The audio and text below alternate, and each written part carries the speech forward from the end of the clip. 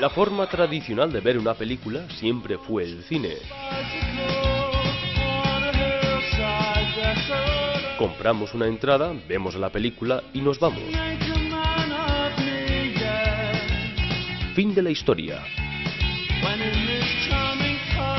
Hoy en día, los contenidos audiovisuales han cobrado una nueva dimensión gracias a Internet y a dispositivos tecnológicos.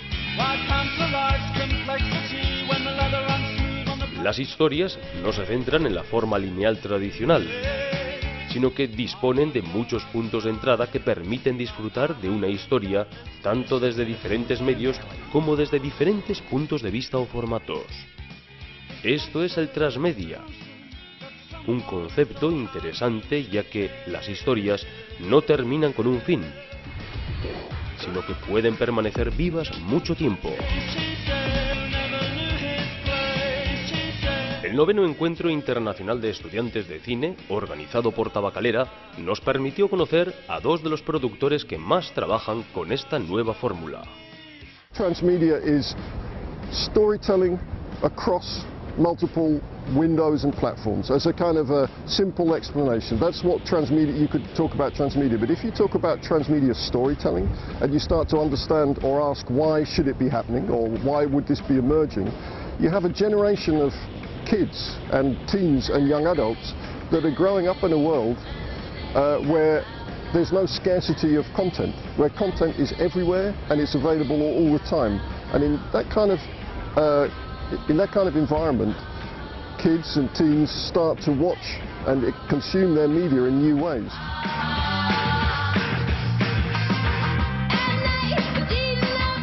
Media is an amazing opportunity that takes advantage of the fact that we're all digitally connected now, or a lot of people are. And basically it's the idea so stories can travel beyond one particular screen.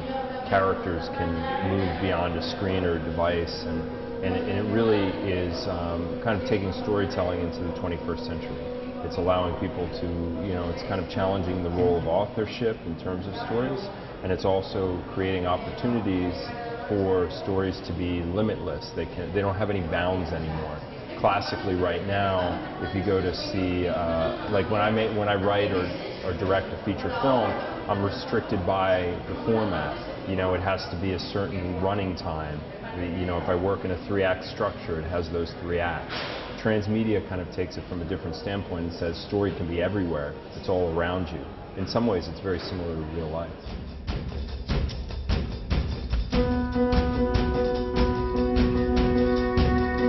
¿Ha nacido un nuevo lenguaje audiovisual con Transmedia? I think actually what's happening is not just transmedia, but it's transmedia storytelling. And transmedia storytelling is as big a move in storytelling as 100 years ago when cinema first emerged. Because cinema introduced new forms of storytelling, and to begin with, a lot of that storytelling was based on technique, so people were finding out what they could do with film. Jump cuts, fast forwards, so the technique were taking form, and then storytelling around that began to take shape, and in different parts of the world, and transmedia is quite similar to that.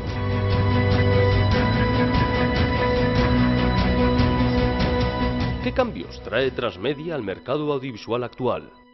I don't consider myself a filmmaker anymore. I feel I'm a storyteller, I'm a story architect, if anything, because I don't shoot in film, I don't cut on film, so why does a medium define me? And then I want my stories to be able to travel, and some of the most exciting storytelling I've ever done involves like 2.5 million people involved in a story globally at the same time.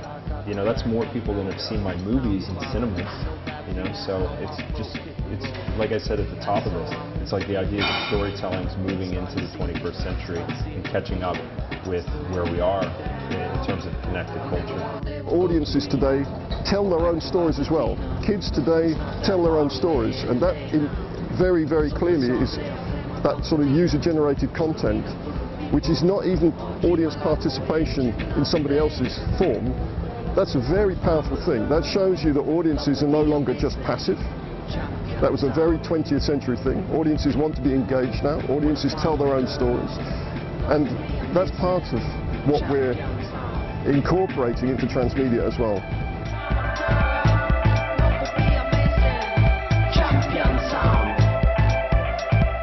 ¿Cuál es para ti un buen ejemplo de proyecto transmedia? Look at Heroes. You have a very bold example of a character-driven series with some very strong concepts, which are then pushed out to mobile, pushed out to graphic novels, pushed out to lots of different channels, so that audiences can enjoy that 360 Heroes world in a much richer way than just television, although the television is tremendous. A current example that was released in the Netherlands is called Collapsus, and you can find it at collapsus.com. It was a companion to an energy crisis documentary, and Collapsus is an interesting transmedia piece because there was a documentary about the energy crisis, but then Collapsus involves looking at the predictions and what people are saying in the documentary and then telling a narrative, a story, 14 years in the future and saying, okay, now everything that they've predicted is real. What would the world be like?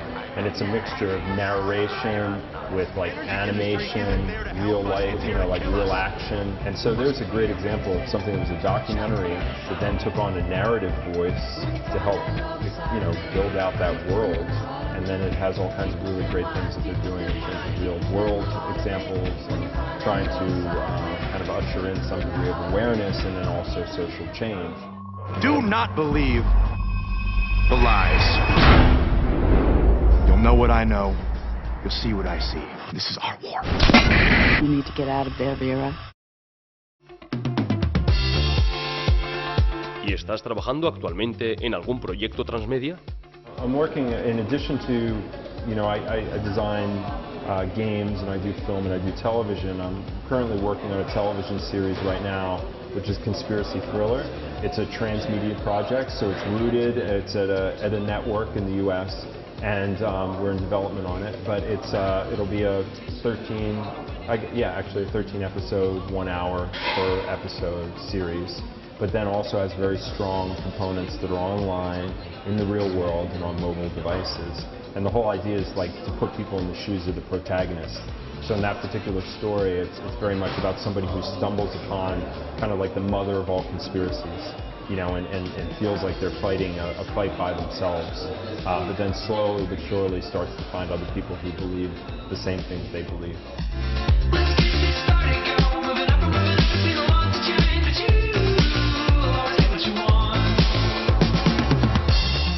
¿Cómo veis el futuro? The future is really going to be driven by finding easy ways to connect people between stories, meaning that finding ways that people can find things that are more relevant for themselves. So like the future of social networking is really going to be driven by storytelling. So right now when people have their social graph, the people that they're friends with on Facebook or the people that they're friends with on Twitter or whatever the outlet is, those things are going to be driven where at the core of it you'll start to be able to watch media or watch a movie or a story or read a book, and now I'll start to be able, you become maybe a trusted voice for me, and I'll be able to start to find things that you like, and then I'll be able to start to make references between those things. So you might like a certain type of film or a certain type of music, and then the more I delve into what you do, the more I find these other types of things that I didn't even know worked. If you ask me what's going to take place in the next 3 years, I really wouldn't be able to tell you, because who would have guessed that Facebook a year ago would now have millions of gameplay audience members, really millions and millions for their different games, and who would have seen Twitter just kind of emerge so strongly in 3 years. And YouTube's only 5 years old. So if you were to ask me what would be the platform 5 years from now, and it's not the issue for me, the issue is the story. The story is the core, the story is the heart, and we're storytellers.